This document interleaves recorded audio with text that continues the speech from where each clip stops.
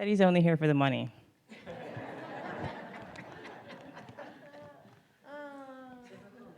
I know. All right, good morning, everybody.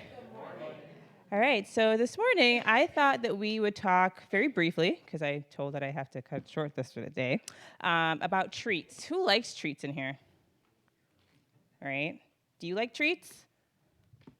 Okay, we all like treats. I love treats. We have a dog at home. Her name is Casino, and she loves treats, okay? Jeff is usually the apple of Casino's eye, okay? I don't matter when I'm home. But when I'm holding these things, I'm queen of the land, okay? She's in front of me. She does everything I say. She wants to be next to me, so I control her role with these treats. I also work with some middle schoolers and high schoolers, and we talk about their behavior choices, and we want to modify their behavior from a positive behavior. And you would be surprised how amazing these things work for middle schoolers and high schoolers. High schoolers think they're cool, but they will do anything for M&Ms or Skittles or any kind of treats. Put this in the middle of a table with 5 of them, you'll see how well they behave for one of them to get this one treat, okay? So we dogs, and sometimes children, and sometimes humans, when we know there's a positive thing or a treat coming, we tend to behave really well. Dogs will lie down, they'll roll over, they'll do what you ask. And you can kind of say that it's a bit of a selfish reason sometimes when we have a positive thing dangling in front of us. And sometimes that's how we act with God, right? We pray, we read the Bible, and we behave like good Christians when we want something from Him. Do you agree? Yeah, I think we tend to do that sometimes as Christians.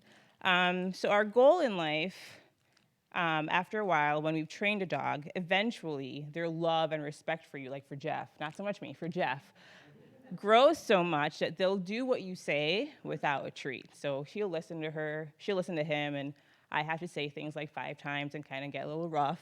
And with him, it's just 1 time, and we're good. I'm working on the love thing with her. So we want to be those kinds of Christians that despite a treat being dangled in front of us, or despite wanting something, our behavior to God, our love, our prayer, our commitment to Him doesn't change. And someone in the Bible who went through that is Job. You know, he had everything taken away with no promise of anything getting better, and he still stood steadfast in his praise for God, right? So I want to encourage you that although treats are amazing, and I will continue to use them for my kids, hopefully one day as Christians, we will continue to work to praise God with or without treats or the promise of good things coming. Amen. All right. Over to Marie. Thank you, Leanne, so much for your story. Coming at the ending of the year, what I wanted to do is to say thank you to all the people who came and told children's story for this year.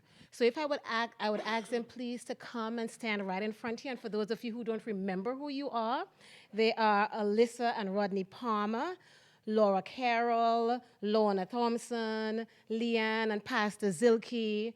We have Harvey, Larry Walker, Christy, and Eric Morris. You know who you are. I'm just asking if you can kindly come and just stand right in the front. Please, I have Cindy, Leffler, and husband. Did I miss anybody? Yes, right here, please. Gracie, Zilke. Did I miss anybody for this year? I need my glasses so I don't forget anybody. Harvey, you're going to have to come and stand with everybody else, sir. Unless you want an M&M treat. Peter and Gracie's son. Did I miss anybody? Rachel Sois. Rachel is not here. Yes, I think I got everybody. So I really just want to say thank you. 1 child, 2 children, children at heart. We all enjoyed your story and your gift and your love of sharing. And I just have something simple just to say thank you with. And Gracie is going to help me. Yes, a treat. How she gets to do it next year. So just take 1. Absolutely. Thank you. Oh, Thank you. Thank you.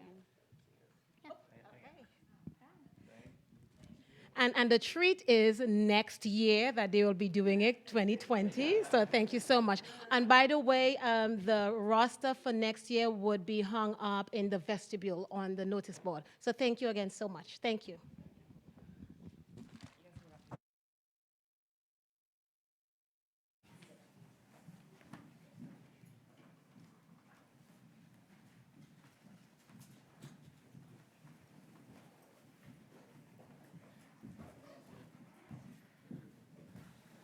So I moved here from California, where I went to college with these two lovely ladies. This is Danielle and Sandra, and they're my friends from college, and also Michelle's friend. They were in the same nursing class, and we've been separated for some time, but they've come and visited us here, and Cindy, I guess, too, you know. And so we just wanted to sing while they're here together and sing a special music, which is a song that we actually particularly love. So.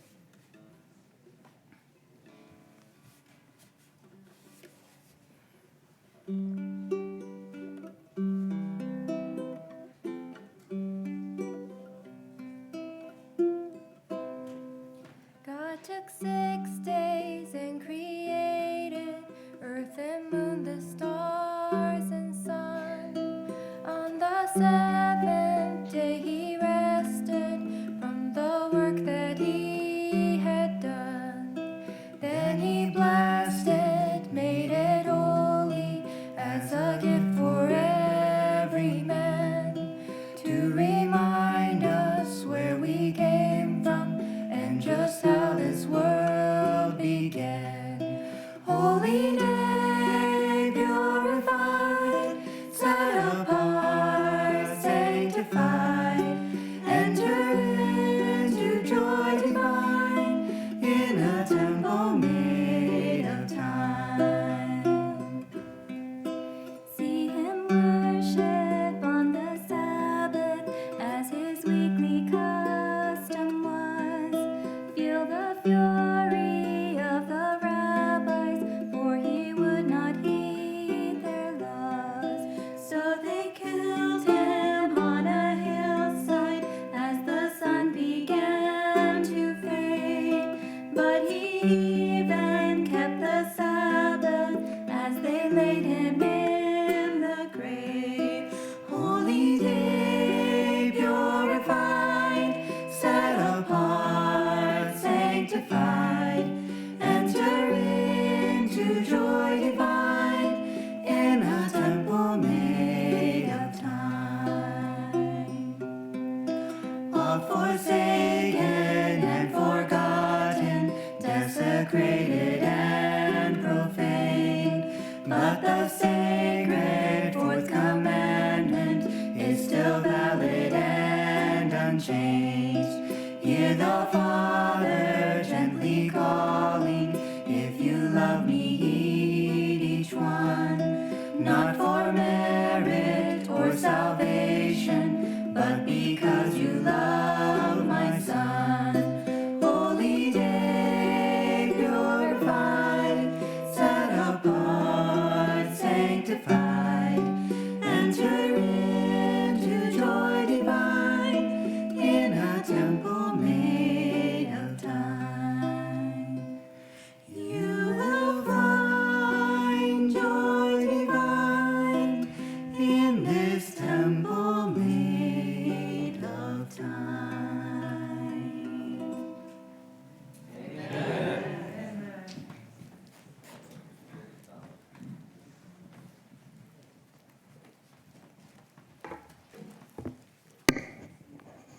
Thank you for that special music. The scripture, Matthew 16, verses 25 and 26. For whosoever will save his life shall lose it, and whosoever will lose his life for my sake shall find it. For what is a man profited if he shall gain the whole world and lose his own soul? Or what shall a man give in exchange for his soul? May the Lord add his blessing to our reading today. Thank you.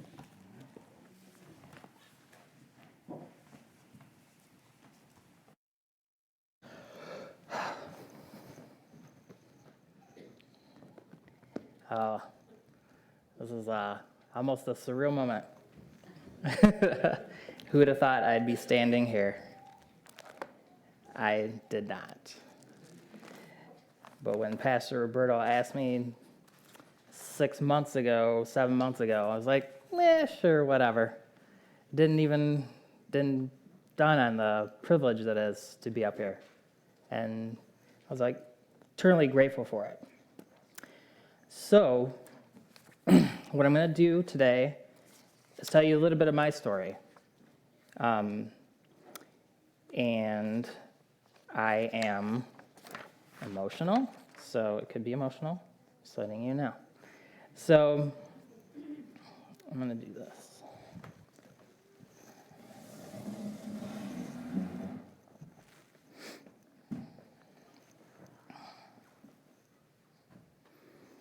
All right.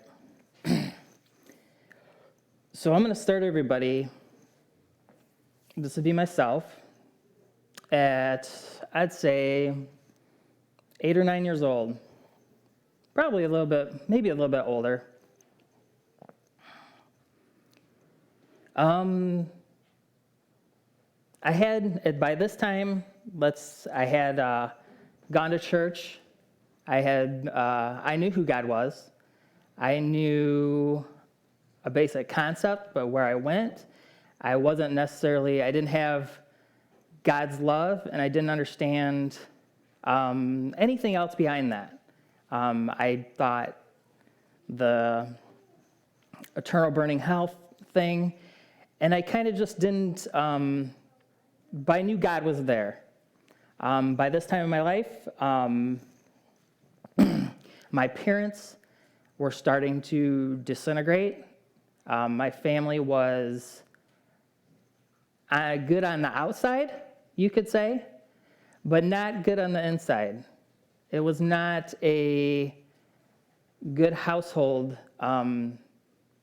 growing up in the inside. So I took a lot of that in, and I depended a lot on my brother and sister because they were the ones there. My mom had MS. She had dementia, starting very early at that time. I was young. I didn't understand why my mom would forget things, why it was hard to do certain things, to just normal family life. Like, then my dad, that's when at the time he started to be gone. He wasn't totally out of the house at that time yet, but he was in and out. And it was mainly like, this chair represents, I'll take you to the house. It's a greenhouse. There's a window. This is a desk. You're looking out over a driveway, and there's a basketball hoop. So a lot of times, waiting for my dad, it would be just sitting there. Sometimes he'd pick me up, sometimes he would not. At that time, I didn't really understand how somebody could do that. I didn't get it. I didn't understand. Because as a kid, you can't process that. You just don't get it. But what I did get from my mom was, okay, you've been here for a couple hours, you can't stay anymore. You just go do something else. He's not coming. We've got phone calls. That time, there was no cell phones. There was no, there was nothing to say, hey, whatever. So I kind of just would leave there. Fast forwarding, time after time, that would happen. Watching my mom progress and get less, I started to go inward with my emotions and kind of just not realizing it, but kind of just quitting a little bit.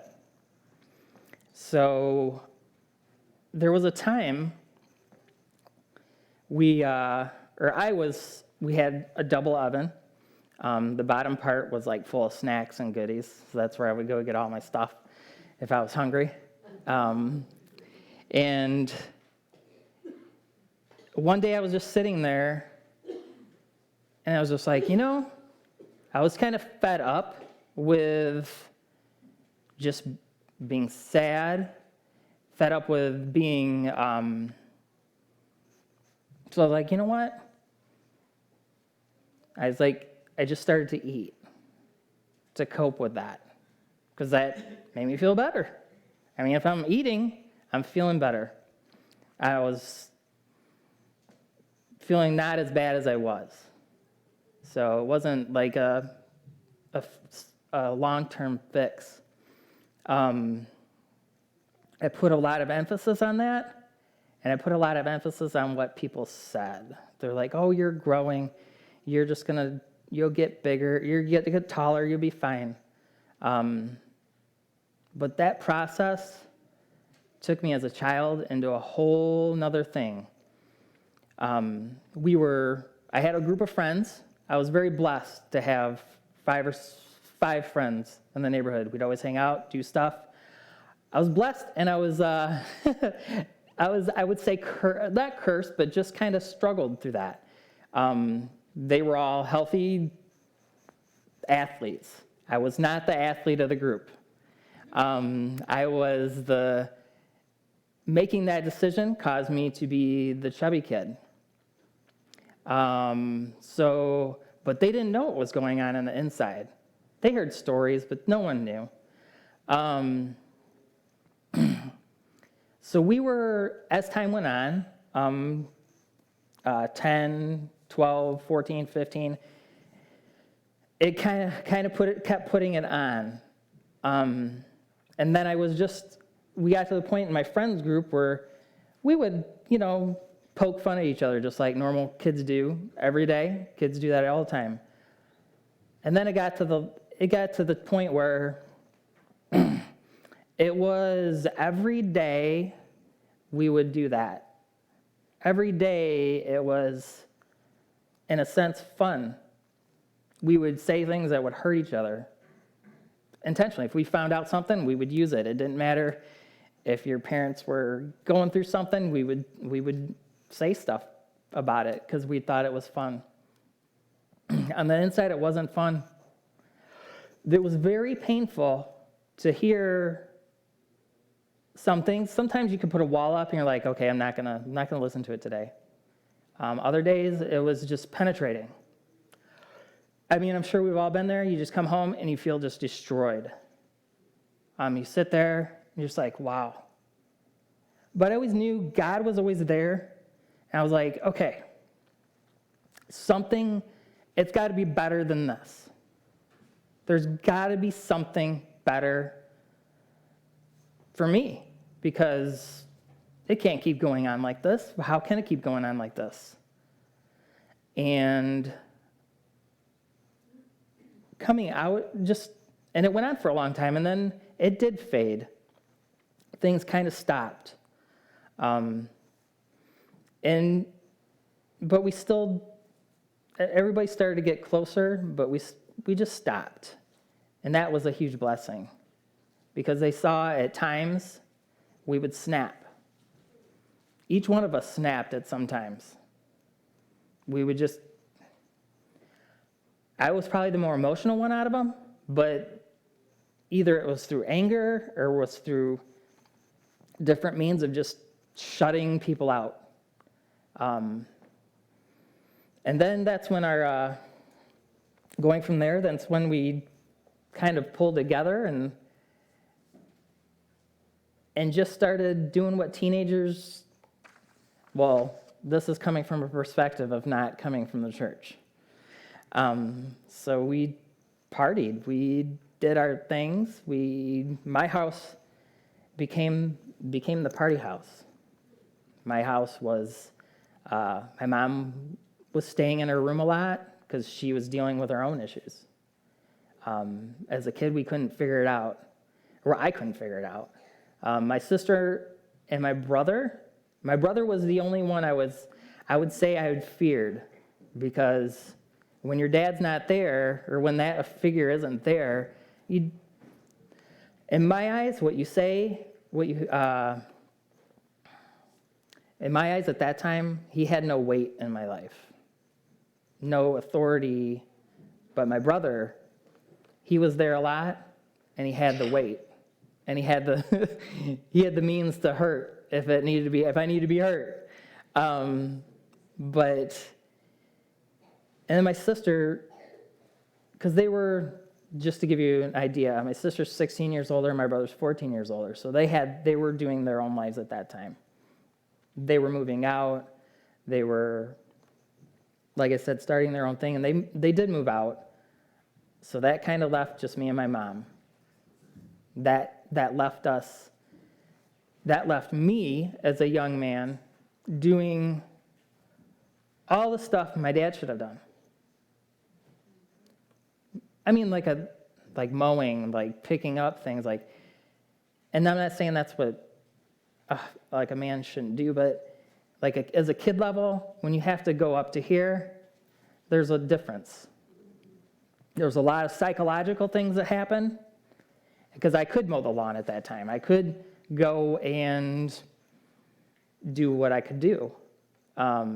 But it was still, I enjoyed that. I enjoyed mowing the lawn. That was a stress relief for me. That was not that was good. I loved that. But other stuff, it was just like, it was tiring, and it was beating down on a kid that didn't know how to even process that. So fast forward a little bit. So we're in our high school years. I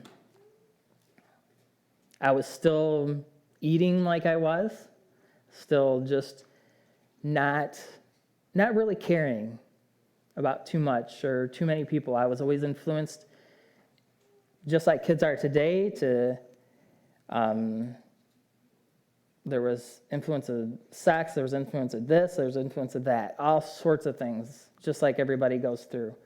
And there was, obviously, like I said, there was no internet or nothing, so it was just like word of mouth, like friends were, okay, you got to do this, you're this old, you got to do this. And I was always the one, I always had a sense of what right and wrong was, even though there was no guidance.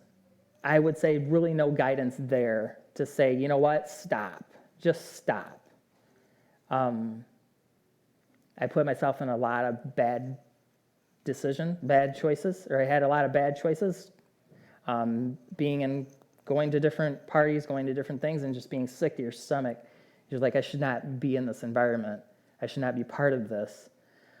But when it came home to, when that scene came home to my house, it was my house. So it was okay for a while, and then we kept doing that.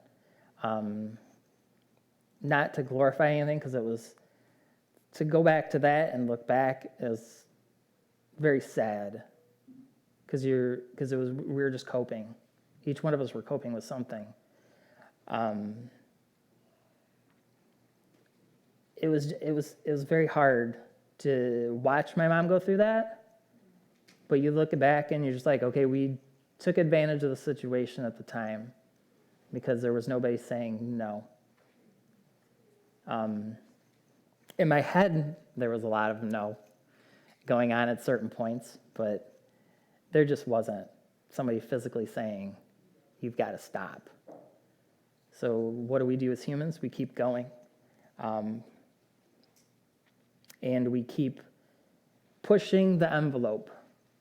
And we keep saying, okay, it's not going to catch us, not going to get to us, not going to hurt us. But after time went on, weekend after weekend, people were getting hurt. People were going farther off, and we were getting sunk more. And I personally didn't get into drugs. I always knew that was no. I think I smoked weed like twice, ever. And I was like, that's not me. I watched my friends do it. Our thing was drinking. That's what we did. It just kept going, and then and to my point is, doing all that, being in that lifestyle, being like that, it didn't allow for any healing. It didn't allow for any closure on anything. it didn't do anything for me besides the temporal, and we talked about that today, the temporal effect of just being in fear. So I carried a lot of that into further relationships, further work things, and I fell into a part where, I'm just going to be me. It's going to be, I'm going to do my thing. I don't really care who I'm going to hurt. I don't care who gets in my way. I don't care, because I was hurt and I was sad and I was just destroyed on the inside. And then it led to just false love, false everything, getting married when I shouldn't have gotten married, started something like that. And then what happened is, once you go through the part when you're listening to your parents yell at each other, you're listening to fighting all the time, and sitting in that room, and you're just like,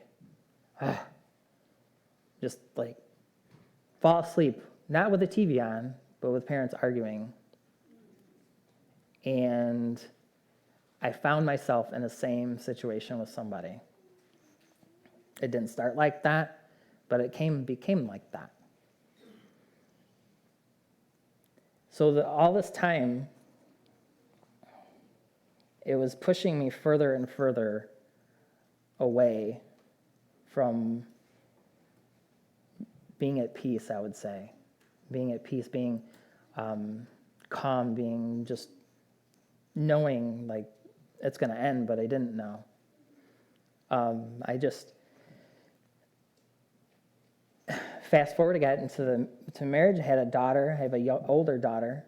Our relationship now is very fractured. It's very, it's non-existent too much.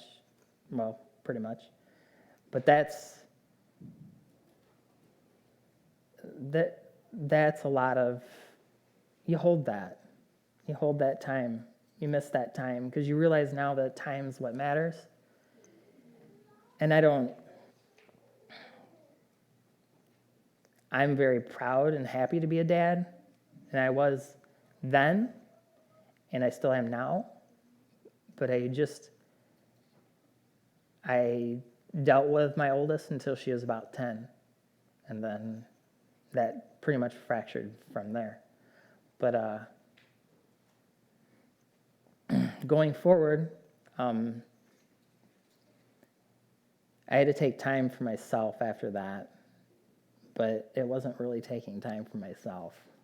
It was being released of a situation that was awful, and I didn't felt like I lived. I didn't feel like I did anything. So I rebelled. I got stupid. I fell into the work crowd at that time, and I just did all sorts of stupid stuff. And when I look back on that, I look and see how God was moving me in different directions at different times. How he was ending things for me, and no matter how painful it was, and moving me in another direction and giving me guidance. But I wasn't accepting it. That was the problem. I wasn't listening. I was fighting against it. I was like, and I had some family members that, said, well, we're praying for you. And at that time, I was just like, oh, whatever, okay. It didn't have any weight on me. So I had a period of time where I was just like, okay.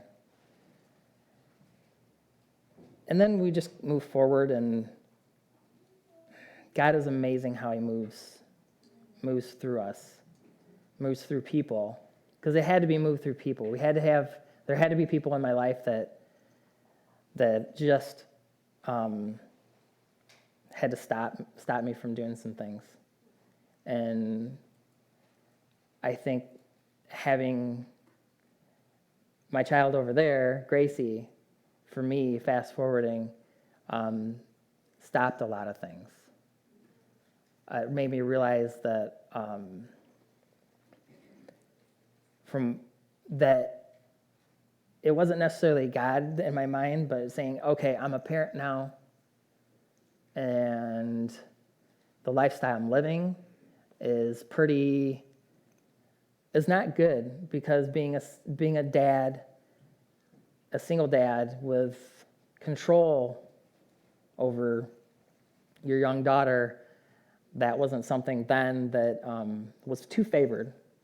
That was an agreement, but that wasn't too favored through the system. They didn't want their dads at that time, dads to even be involved.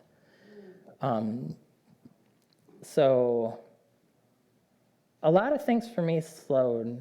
Like, I started realizing things, but God has to put something in you to really stop, really, really hit you. Because when she was young, I dated somebody that didn't have any faith. She was basically an atheist. I remember not arguing, but just having discussions at family functions of why don't you believe in God? Like, why? I mean, I wasn't versed in the Bible at all at that time, but I couldn't understand how people just denied and said, well, that just happens, and that's just how it is, and that goodness, it doesn't mean anything. And I remember, like, wow. But from that spot in my life, I learned a lot. I learned a lot of just, like, there has to be a God. Like, there has to be something there's good things happening all around us. There has to be something. And from there, I'll tell you the story. That was a bad relation. That ended, and that was good that it ended, but it was a bad situation, and we had to move. Me and Gracie had to move. And to tell the story, we moved into where we're at now, and it was, we didn't have anything in there. I just found this place on a whim. In Niles, there wasn't any really place I could afford. But this place just happened to come up. A coworker of mine said, hey, you know what? There's this place that my friend's moving out of, so why don't you go over there? His stuff's still there. You can go look at it. And I was like, okay. I called him up. He's like, yeah, I'm living with my girlfriend, so go look at it. I don't care if my stuff's there. And it was something I could afford, and we got in there. And God really moves in a way, and he moved through my little child at that time, because I was just like, I don't even know how we're going to do this. I don't know. Now it's just me. It's just me. And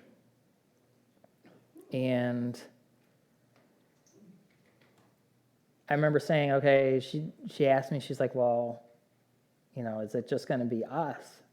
And here I'm waiting for that question, and I'm waiting for her to break down, and then I'm going to break down because she's breaking down. And then she never did, though. She's like, I was like, yeah, it's just going to be me and you.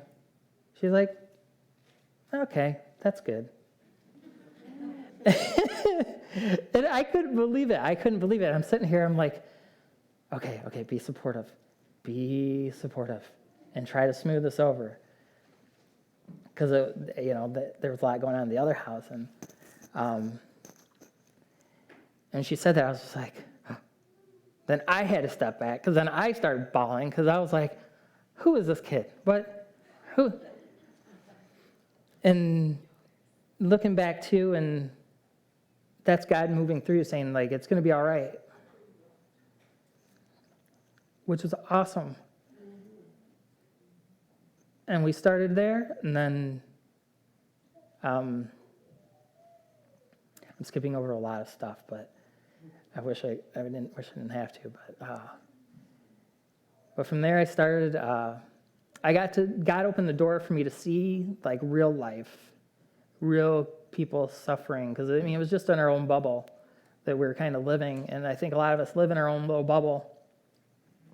So I started working at the Juvenile Justice Center in South Bend at the time. And that showed me a lot about people, about kids, about what pain they're going through. If you ever have a chance to go talk to kids that are locked up, I would say go and minister to them, and because they need it.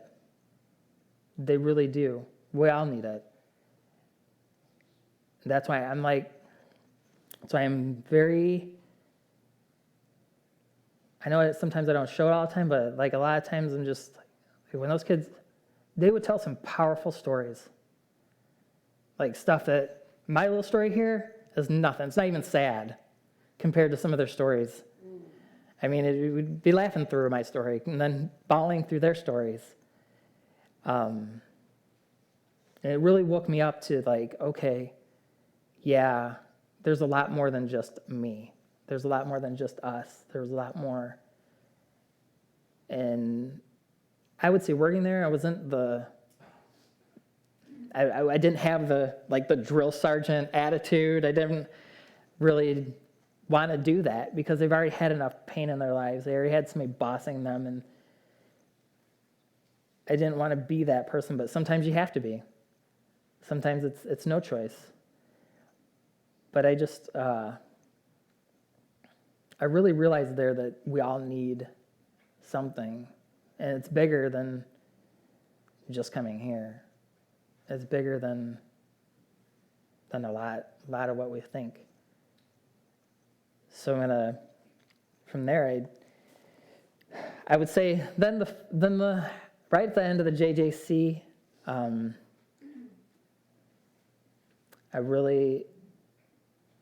I met Marge towards the end of that, and I was not looking for God. I can honestly say I was not looking for anything. I was happy living a life that I enjoyed, but I did feel like something was missing. It was always empty. It wasn't very fulfilling at all. But when I met Marge on the Riverwalk, and I was in my health kick thing and running and doing my thing and stopped, and I don't know why. Honestly, I don't know why I stopped and talked to you.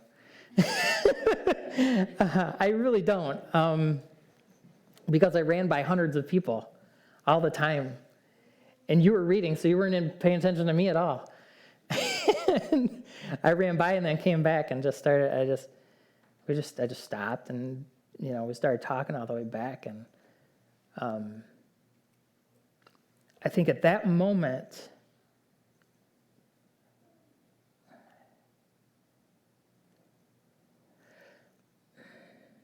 that was the moment that it was like, okay, I brought a lot of people in front of you. This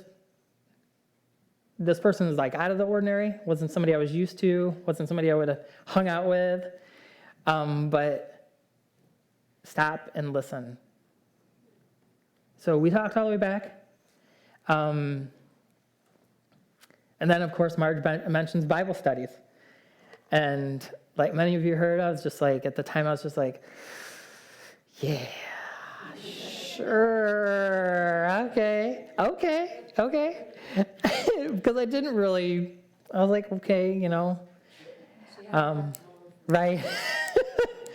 So and then it kind of, because it was right before you guys got married, and so there was a period of time there where that faded out, and then eventually we got in contact again and started Bible studies.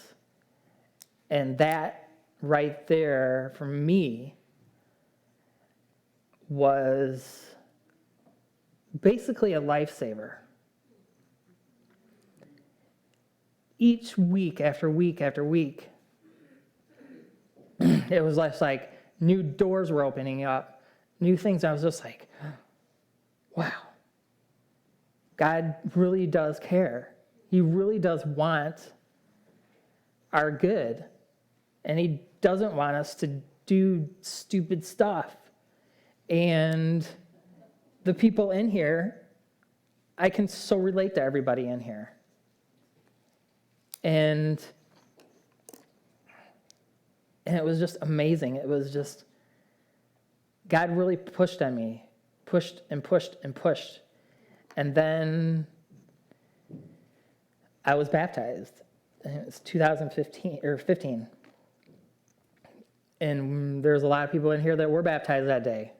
Or a few of us that were baptized that day. Or around that time. And we just,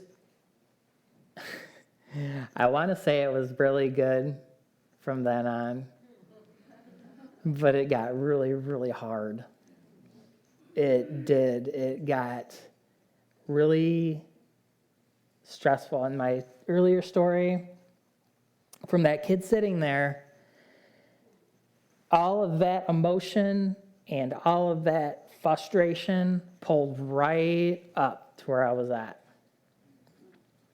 That selfishness, that temper tantrum kid mode, and all of that came right up.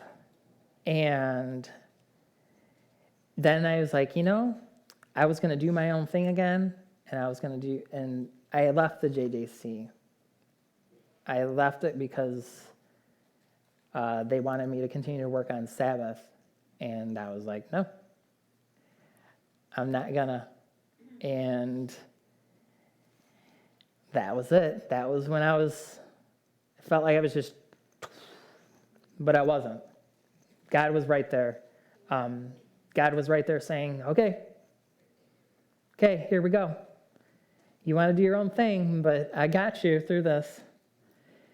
And I went with a lot of this business and this insurance, and then they tell you a bunch of things that don't work out, and then this person tells you a bunch of things that don't work out. And being broke was hard for me. Being in the church, sitting back there when we used to have the podium back there, bawling because I didn't have any money.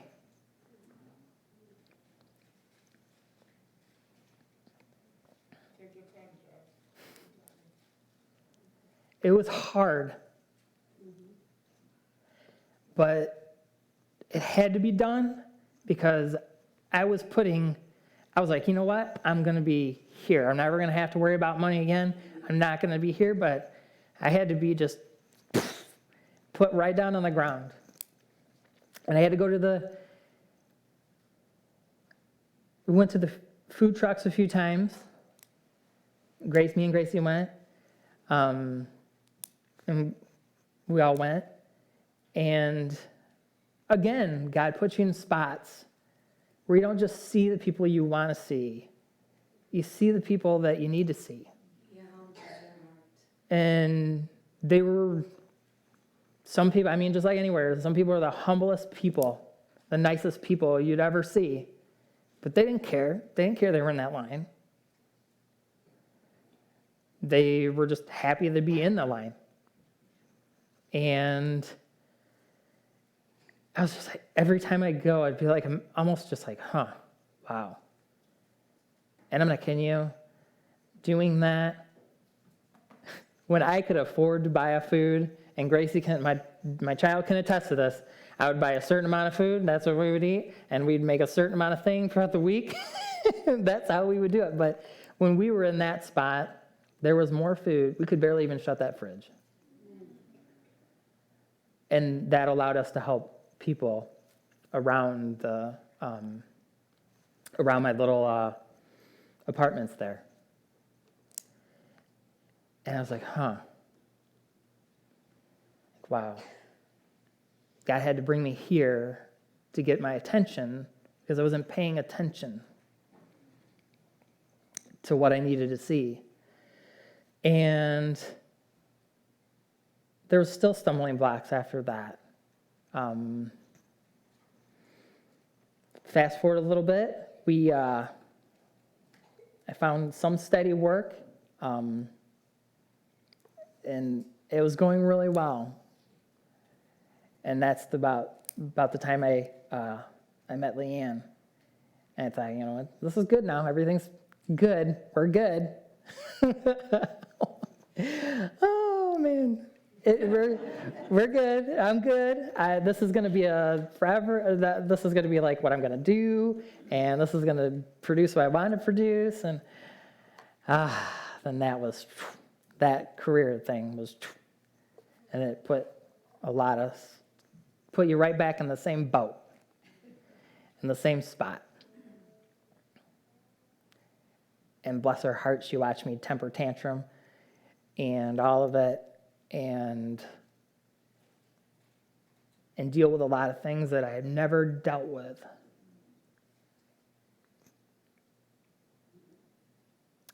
So I'm very blessed to be here right now. My title is The Temperance versus Faith.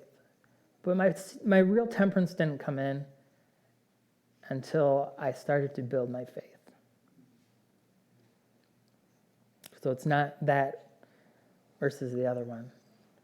I just didn't understand what it meant, that how you could be temperate and be happy, because everything tells you that you need something else to be happy.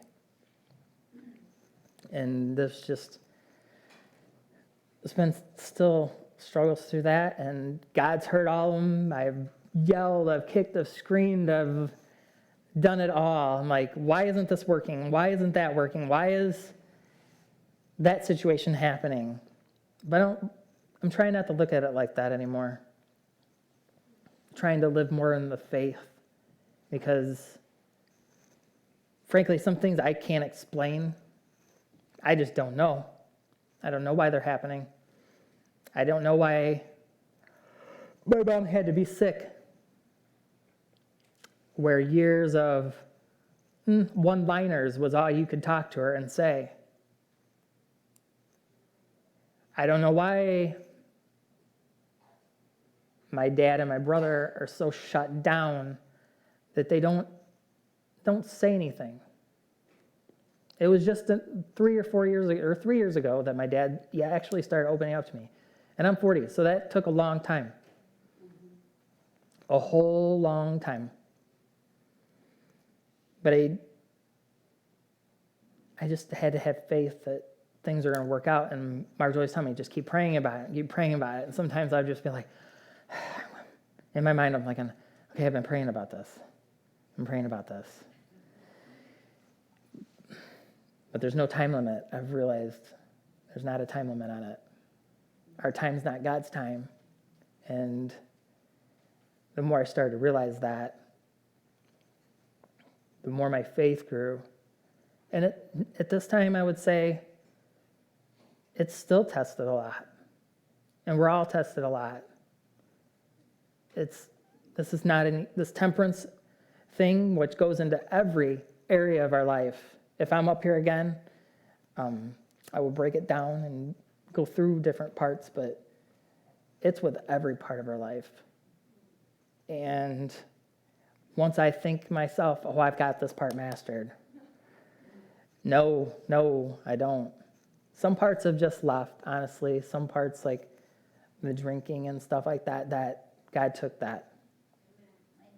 Yeah. He had to offend me to do it, but he took it from me. And that's how it had to happen. He did. And I had to get frustrated with somebody to just be like, oh, really? No. But for me, it's a daily struggle. And I could pull out all the scriptures and the verses, but I'm not. Because there's enough to look through that God wants our health. He wants our minds to be clear. And I'm happier and blessed that I'm clearer now than I was then. because you realize how much of a fog that we all can live in, and how blinded by fear I honestly was for years, because I just didn't understand what was happening. So that's where I will end today. All right. Amen.